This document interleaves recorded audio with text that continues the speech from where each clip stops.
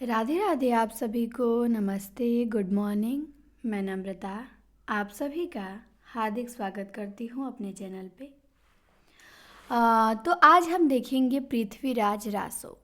पिछली क्लास में हमने बिसल देव रासो को देखा था, तो आदिकाल से आज हम लोग देखेंगे पृथ्वीराज रासो, जहाँ से प्रश्न भी बहुत बनते हैं और महत्वपूर्ण भी बहुत है ये हम सभी के लिए।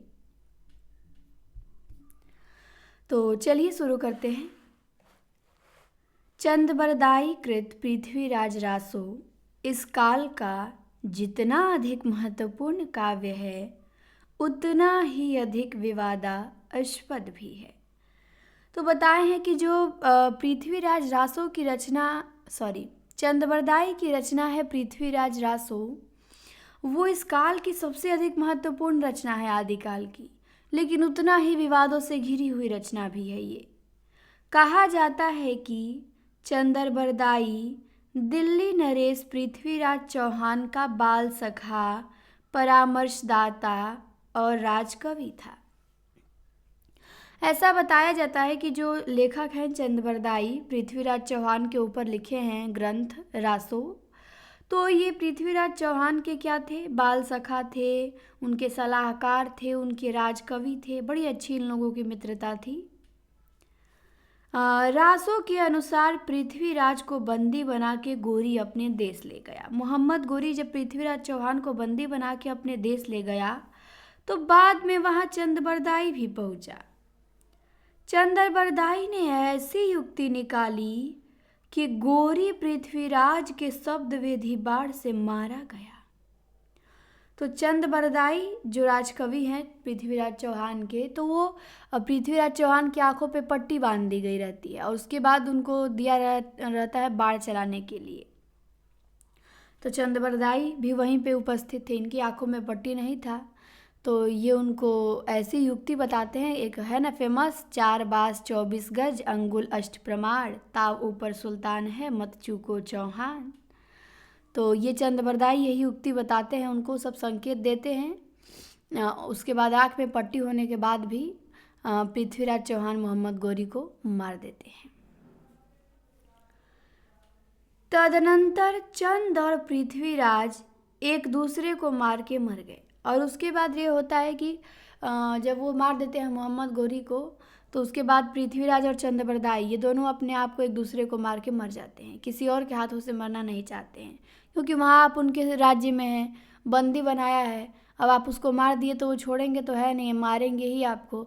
तो इसीलिए किसी और के हाथों से मरना नहीं चाहते हैं, तो अपने से एक दूसरे को मार के मर जाते हैं। रासो को पूरा चंदबरदाई के पुत्र जलहर ने किया। वो अधूरा ही छोड़ के चले गए थे। अभी 69 समय है, 61 समय वो लिखे थे और 8 अभी बचा था, छोड़ के वो चले गए, अपने पुत्र जलहर को दे दिए थे। तो देखिए ये पंक्ति भी बड़ी पूछी जाती है कि किस ग्रंथ से संबंधित है। रघुनाथ चरित हनुमंत कृप, भूप भोज उद्धर्य जिमी, पृथ्वीराज सुजस कविचंद कृत, चंद नंद उद्धर्यतिमी। तो रघुनाथ चरित हनुमंत कृप पृथ्वीराज रासो से ध्यान देंगे। आगे देखिए, आगे दिया है कि पर रासो की प्रामाणिकता और अप्रामाणिकता को लेकर विद्वानों में गहरा मतभेद है। प्रामाणिकता के पक्ष और विपक्ष में अरसे से लिखा जाता रहा है। रासो के रचयिता चंद के अस्तित्व के संबंध में शंकाएं उठाई गई। भला हो पुरातन प्रबंध संग्रह के संपादक का, जिसने चंद वलिद के 4 छपयों का उल्लेख कर दिया, अतः चंद का होना प्रामाणिक हो गया। लेकिन रासो की प्रामाणिकता अप्रामाणिकता का विवाद चलता रहा और उसके साहित्यिक मूल्यांकन की ओर लोगों की दृष्टि नहीं गई। किंतु पृथ्वीराज का समकालीन होने के कारण उसकी ऐतिहासिकता की ओर ध्यान जाना स्वाभाविक था। अब कहते हैं कि प्रामाणिकता अप्रामाणिकता के संबंध में 3 प्रकार के मत मिलते हैं। कुछ लोग तो कहते हैं कि रासो पूर्णतः प्रामाणिक रचना है, कुछ कहते हैं कि पूर्णतः अप्रामाणिक है, और कुछ कहते हैं कि ना पूर्णतः प्रामाणिक है और ना पूर्णतः अप्रामाणिक है, वो अर्ध प्रामाणिक है। तो इसकी प्रामाणिकता के अप्रामाणिकता के बारे में 3 मत हैं, एक प्रामाणिक, एक अप्रामाणिक और तीसरा अर्ध प्रामाणिक। तो आगे देखिए, ये आपको नाम ध्यान देने होंगे, ये महत्वपूर्ण है बहुत, कि प्रथम मत मानने वालों में मोहनलाल विष्णुलाल पांड्या, नोट कीजिए, मिश्र बंधु और श्याम सुंदर दास प्रमुख हैं। इन्होंने नागरी प्रचारणी सभा से प्रकाशित रासों के बृहत्तम रूप को प्रामाणिक माना है। तो ये आपको ध्यान देना है कि रासों, पृथ्वीराज रासों को प्रामाणिक मानने वाले विद्वान कौन कौन हैं। तो मोहनलाल विष्णुलाल पांड्या हैं, मिश्र बंधु हैं, श्याम सुंदर दास हैं।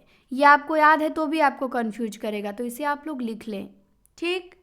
तो प्रामाणिक मानने वालों मोहनलाल विष्णुलाल पांड्या, मिश्र बंधु, श्याम सुंदर दास।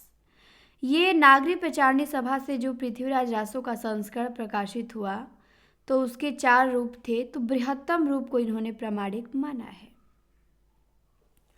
पांड्या ने उसे प्रामाणिक सिद्ध करने के लिए एक आनंद संवत की कल्पना भी कर ली है, फिर भी उसकी ऐतिहासिकता सिद्ध नहीं हो पाती।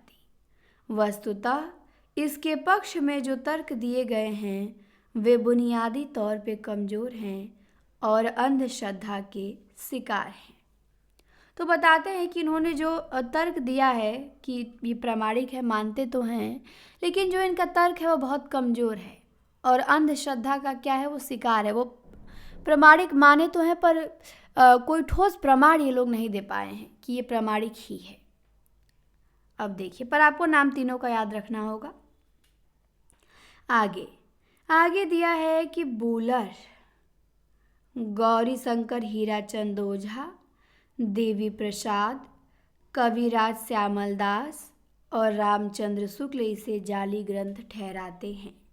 तो ये लोग अप्रामाणिक मानते हैं, तो इनका नाम आपको ध्यान देना है। अप्रामाणिक मानने वालों में बूलर हैं, गौरी शंकर हीराचंद ओझा हैं, देवी प्रसाद हैं, कविराज श्यामल दास हैं और शुक्ल जी हैं। ये सब क्या मानते हैं, इसे जाली ग्रंथ बताते हैं, कहते हैं कि पृथ्वीराज रासो जाली है। तो बूलर, गौरी शंकर हीराचंद ओझा, शुक्ल जी, देवी प्रसाद और कविराज श्यामल दास, तो इनका नाम आपको ध्यान देना है। दिया है कि ओझा जी ने वैज्ञानिक पद्धति पर उसकी पड़ताल करते हुए उसे अप्रामाणिक सिद्ध कर दिया है। उनके मतानुसार रासों में उल्लिखित नाम, घटनाएं और संवत भट्ट भड़ंत हैं। कश्मीरी कवि जयानक के पृथ्वीराज विजय काव्य तथा तत्कालीन शिलालेखों के साक्ष्य पर रासो किसी भी प्रकार की प्रामाणिक नहीं ठहरता। वे रासो को संवत 1600 के आसपास की रचना बताते हैं। तो ये लोग कहते हैं कि इसमें जो घटनाएं हैं, संवत का उल्लेख किया गया है, और फिर कश्मीरी कवि जयानक है, उनकी रचना है पृथ्वीराज विजय, तो उसमें जो साक्ष्य दिए गए हैं, तो सबको अगर मिलाया जाए तो ये प्रामाणिक नहीं ठहरता है। इसीलिए बूलर, ओझा, शुक्ल जी, श्यामल दास, ये लोग इसे क्या बताते हैं, अप्रामाणिक बताते हैं कि अप्रामाणिक है। तो हमने देख लिया कि प्रामाणिक कौन मानता है और अप्रामाणिक कौन मानता है। अब आता है एक तीसरा मत, उसे देखेंगे कि अर्ध प्रामाणिक मानने वालों में कौन कौन है। तो देखिए क्या दिया है। तीसरा मत मुनि जिन विजय और हजारी प्रसाद द्विवेदी का है।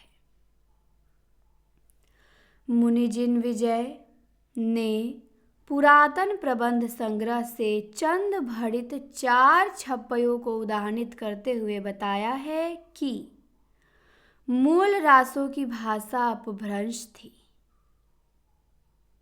इन चारों छप्पयों में से 3 रासों में मिलते हैं। हजारी प्रसाद द्विवेदी ने मुनि जी के मत की संपुष्टि की है। उन्होंने एक रासों का संपादन किया है जिसे वे मूल रासों की प्रकृति के आसपास की रचना मानते हैं। रासों के संबंध में इतने विचार मंथन से अब अधिकांश लोग इससे सहमत हैं कि चंद पृथ्वीराज चौहान का राजकवि था और उसने पृथ्वीराज रासो नामक काव्य लिखा था। किंतु यह भी सच है कि रासो के 4 रूपांतरण, वृहद रूपांतरण, मध्य रूपांतरण, लघु रूपांतरण और लघुत्तम रूपांतरण में से किसी को भी यथावत प्रामाणिक नहीं माना जा सकता। लघुत्तम वाले को भी प्रामाणिक नहीं माना जा सकता। छेपक लघुत्तम रूप में भी है। पीढ़ियों से गाए जाने के कारण उसकी भाषा में परिवर्तन तो हुआ ही, बहुत से छेपक भी जुड़ते चले गए। अतः मूल रासों को इन रूपांतरों में खोजने का प्रयास व्यर्थ है। यदि संयोग से अपभ्रंश में लिखा हुआ कोई रासो मिल जाए तो उसे परीक्षा करने के बाद प्रामाणिक घोषित किया जा सकता है। छेपकों के बावजूद रासों के काव्य सौंदर्य पे विचार किया जाना चाहिए। तो हमने देखा कि कौन प्रामाणिक मानता है, कौन अप्रामाणिक मानता है, कौन अर्ध प्रामाणिक मानता है। ठीक, तो प्रामाणिक वालों में आपको मोहनलाल विष्णुलाल पांड्या, मिश्र बंधु, श्याम सुंदर दास, इन तीनों के नाम ध्यान देने हैं। अप्रामाणिक में डॉक्टर बुलर का, शुक्ल का, गौरीशंकर हीराचंद ओझा, कविराज श्यामल दास और देवी प्रसाद का नाम ध्यान देना है। और अर्ध प्रामाणिक वालों में मुनिजिन विजय का और हजारी का, इन दोनों का नाम आपको ध्यान देना है। अब देखते हैं हम काव्य की बुनावट। पृथ्वीराज रासो के काव्य की बुनावट देखेंगे। दिया है कि चंद का रासो पारंपरिक पैटर्न को ग्रहण करते हुए भी अपनी समग्रता में मौलिक है। मंगलाचरण, सज्जन दुर्जन, प्रशंसा निंदा, नखशिख वर्णन, अलंकार विधान, अप्रस्तुत योजना आदि परंपरा भुक्त है, किंतु उनका विनियोजन नया है। यह न श्रृंगार गाथा है, न वीर गाथा, और न उनका मिश्रण है। ये ध्यान देंगे, यह तो एक राजनीतिक महाकाव्य है। दूसरे शब्दों में राजनीति की महाकाव्यात्मक त्रासदी है। तो ये कथन बड़ा मोस्ट है, ये आपको ध्यान देना है। बच्चन सिंह का ये कथन आपसे पूछा जा सकता है कि पृथ्वीराज रासो को राजनीतिक महाकाव्य की संज्ञा किसने दी है? तो डॉक्टर बच्चन सिंह ने। किसने पृथ्वीराज रासो को राजनीति की महाकाव्यात्मक त्रासदी कहा है? तो डॉक्टर बच्चन सिंह ने। तो इसको आप ध्यान देंगे। चंद बरदाई ने लिखा भी है, क्या लिखा है कि राजनीति पाइए ज्ञान पाइए सुजानिया, उकती जुगती पाइए अर्थ घटी बढ़ी उन्मानिया। तो राजनीति पाइए, ज्ञान पाइए सुजानिया, उकती जुगती पाइए अर्थ घटी बढ़ी उन्मानिया। तो ये पंक्ति आपको बहुत इम्पॉर्टेंट है। एक और हमने देखी थी ऊपर पंक्ति, और एक ये पंक्ति राजनीति पाइए, और एक रघुनाथ चरित हनुमंत कृप था। तो दोनों पंक्तियां पृथ्वीराज रासो से हैं, इसे आप नोट करेंगे। आगे दिया है कि उकती जुगती का प्रयोग राजनीति पाने के लिए किया गया है। इस राजनीति के 2 छोर हैं, आंतरिक विग्रह का सामना और बाहरी आक्रामक के साथ युद्ध। रासो का केंद्रीय वर्ण विषय तो युद्ध ही है, विलास से इसका घना रिश्ता है। प्रबंध चिंतामणि में सामंती जीवन को बहुत ही सटीक ढंग से अभिव्यक्त किया गया है। प्रबंध चिंतामणि जो मेरुतुंग की रचना है, तो उसमें क्या किया गया है? देखिए, लिखा गया है कि एहु जम्मू नगह गियऊ भर सरि खग्गु न भग्गु, अतिखा तुर्य न मारिया गौरी गली न लगो। युद्ध और विलास तो सामंती जीवन के अनिवार्य अंग हैं। इनके साथ व्यक्तिक शौर्य को भी शामिल कर लेना चाहिए। युद्ध और शौर्य ताना है और विलास बाना, इन्हीं ताने बाने से रासो बुना गया है। इसकी बुनावट को समझना रासों को समझना है। इसीलिए कर्ण और कैमास की कथाओं को जो हाशिए पर रखी जाती थीं, रासों की मुख्य धारा से जोड़ना होगा।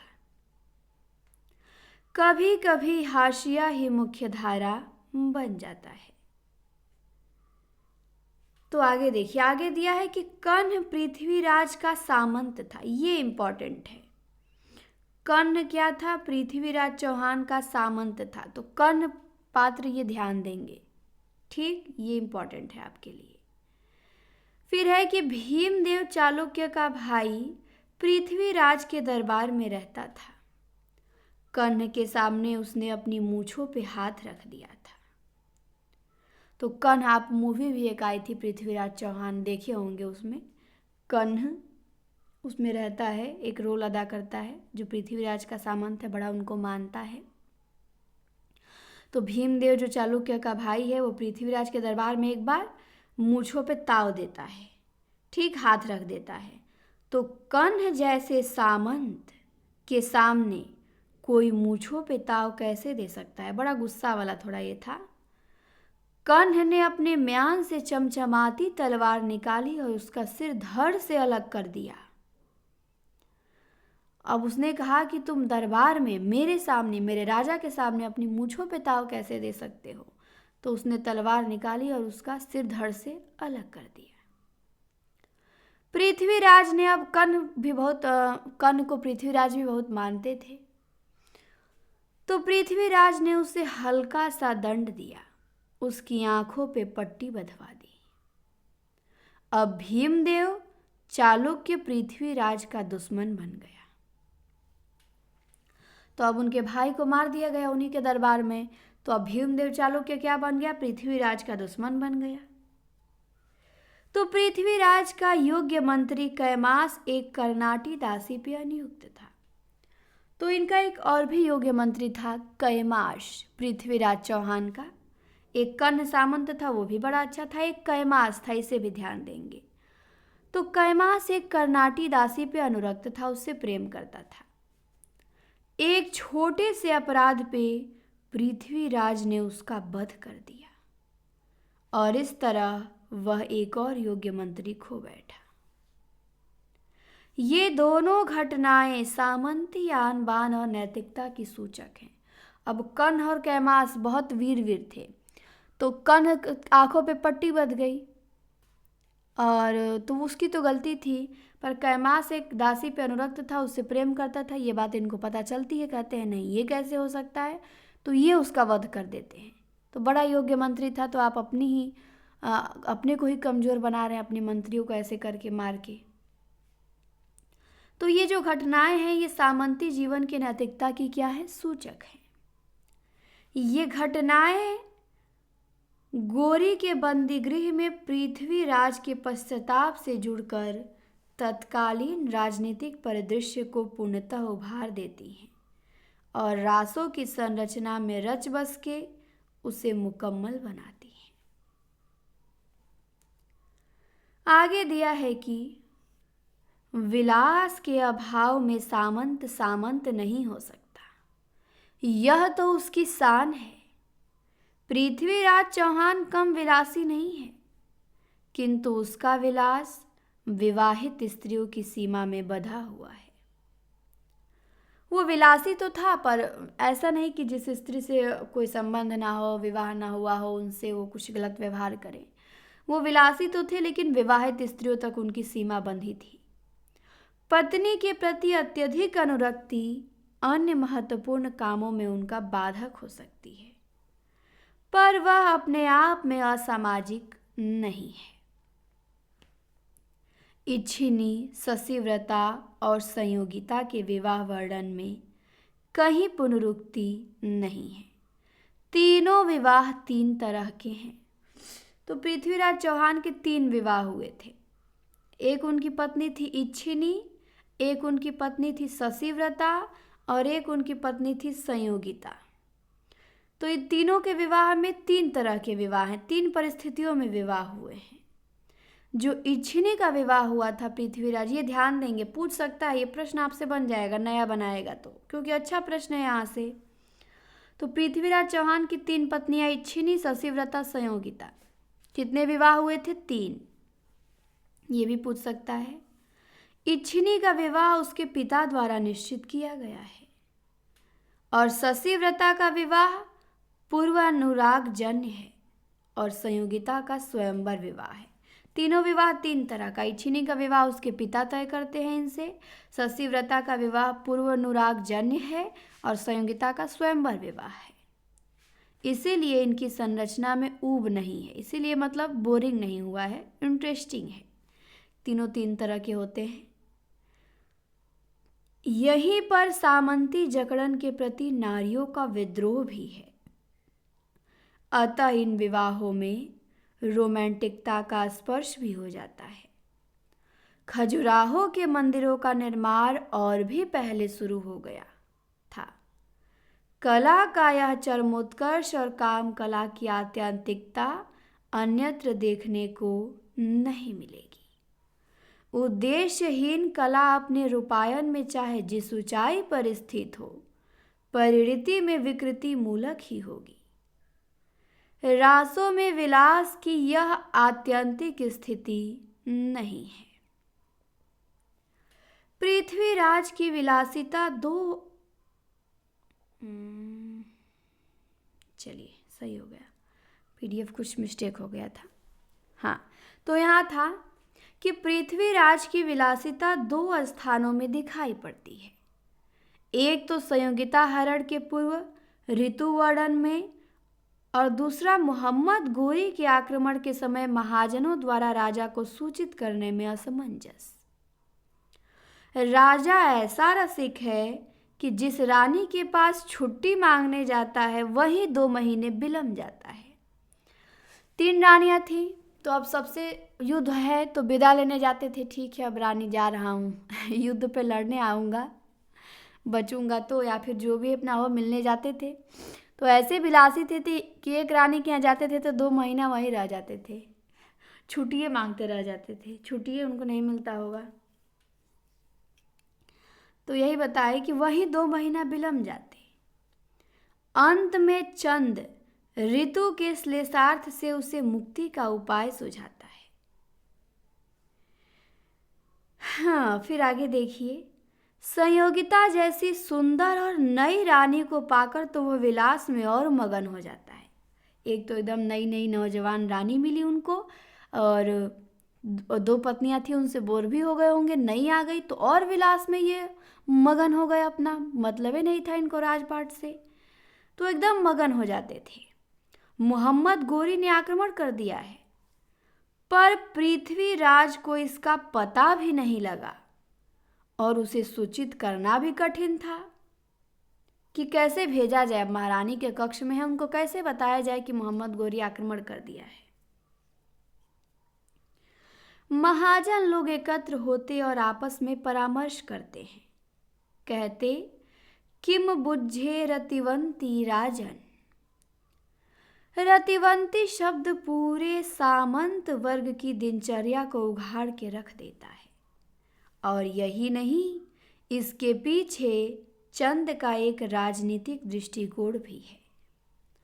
कहाँ जबरदस्त हमलावर गोरी और कहाँ रतिवंती राजा। अंत में कामोत्सव की याद के साथ कन्ह, कैमास आदि भी पृथ्वीराज को याद आते हैं और सारा महाकाव्य एक त्रासदी में बदल जाता है। तो यही बताए हैं कि अब कहाँ वो इतना ज़बरदस्त हमलावर आक्रमण है, उसके पास सेना है, मोहम्मद गोरी है, कहाँ आप विलास में खोए हुए एक राजा हैं और अपने जो आपके बहादुर बहादुर सिपाही थे कन्ह और कैमास, उनको भी इनको अंत में याद आती है कि उनको क्यों मैंने ऐसा कर दिया, मार दिया। तो फिर यह महाकाव्य अंत में त्रासदी में बदल जाता है और इस त्रासदी को समझना ही राजनीति बोहित को पाना है। महाकाव्य की त्रासदी राजनीति की फलश्रुति और राजनीति की त्रासदी महाकाव्य की फलश्रुति है। तो कहते हैं कि महाकाव्य की जो त्रासदी है वो राजनीति की फलश्रुति है और जो राजनीति की त्रासदी है वो महाकाव्य की फलश्रुति है। पृथ्वीराज पश्चाताप करता है। अब देखिए उसकी पंक्ति है ये, कहते हैं परयो बंधन गज्जने मेघहथ विचारे करियप करतुति पित्थ हन्यो दासिये हेतु कैमास बानम आ गजम सुन चामंड बेरी भरानम बंधे कन्ह काका चसम पट्ट गाढ़े बिना दोष पुंडीर से भ्रत काढ़े बरजंत चंद चलियो हूँ कन्नौज तथा सुर सामंत कोटि छट्टी फौज लिए राजलोक रमंतम शिकारम भ्रम केहरि कंदरा रिप्पम जारम निराधार अधार करधार तू ही अब बन्यो संकट मोलीन सोही कलिकद मगाय वृंदावनी को संभालो नहीं तो कहाओ धनी क्यों। निराधार आधार करतार तू ही सारी त्रासदी को और भी गहरा कर देता है। जब असहाय व्यक्ति का कोई सहारा नहीं होता है तो वो ईश्वर की शरण लेता है, काशी वृंदावन को याद करता है। यह भक्तिकालीन करतार नहीं है बल्कि खालिश उदासी की अंतिम शरणागह है। समग्र महाकाव्य के भीतर से पृथ्वीराज की त्रासदी के साथ एक सामाजिक राजनीतिक त्रासदी भी उभरती है जो जितनी पृथ्वीराज की है उससे कहीं अधिक राष्ट्र की है।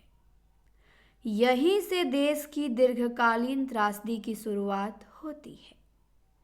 यद्यपि आखिर में कविपुत्र ने इसे सुखांत बनाने की कोशिश की है पर वह एक भोंडे जोड़े से अधिक नहीं है।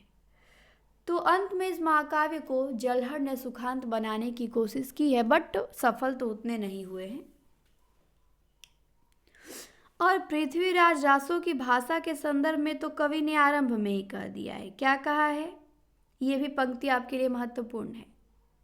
लिखा है कि उक्ति धर्म विशालस्य राजनीति नवरसम खट भाषा पुराणम च कुरानम कथित मया। तो ये नीचे वाली भी पंक्ति आपसे पूछी जा सकती है, तो नीचे वाली भी ध्यान देंगे। प्रश्न ये सब बनेंगे, आपसे प्रश्न आएगा यहाँ से परीक्षा में, तो इन्हें आप लोग नोट करें, ठीक। खट भाषा पुराणम च कुरानम कथित मया पृथ्वीराज रासो से है, उक्ति धर्म विशालस्य भी है। लिखते हैं कि जाहिर है नवरस उक्ति भाषा सभी राजनीति के इर्द गिर्द घूमती है। खट भाषा का उल्लेख परंपरा पालन के लिए नहीं है। इसमें राजस्थानी, ब्रजी, फारसी आदि के शब्द मिले हुए हैं। अपभ्रंश और अवहट्ठ की चाशनी भी है। एक ही शब्द कई रूपों में लिखे गए हैं, जैसे शैल के लिए शैल, शयल, शैल, एक के लिए इक, इकह, इकी आदि। भाटों की विभिन्न पीढ़ियों द्वारा गाए जाने के कारण भाषागतिश व्यवस्था का मिलना स्वाभाविक है और सब मिला के इसकी भाषा ब्रज मिश्रित राजस्थानी या डिंगल है। पर इतना स्मरण रखना चाहिए कि इसकी अनगढ़ भाषा का भी अपना स्वाद है। तो पृथ्वीराज रासो की भाषा आपसे पूछेगा तो इसकी भाषा डिंगल है। क्या बताएंगे, तो पृथ्वीराज रासो की भाषा डिंगल है, ब्रज मिश्रित राजस्थानी या डिंगल। तो इस प्रकार हमारा पृथ्वीराज रासो समाप्त होता है।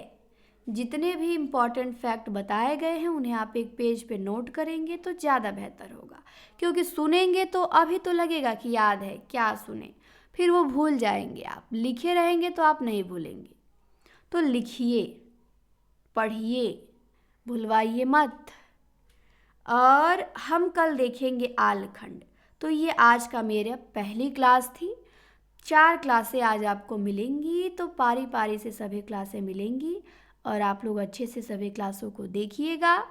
इस क्लास को देखिए, तैयार कीजिए, तब तक थोड़ी ही देर बाद आपको नेक्स्ट क्लास भी मिलेगी। इंतज़ार कीजिए, शीघ्र ही मिलते हैं दूसरी क्लास में।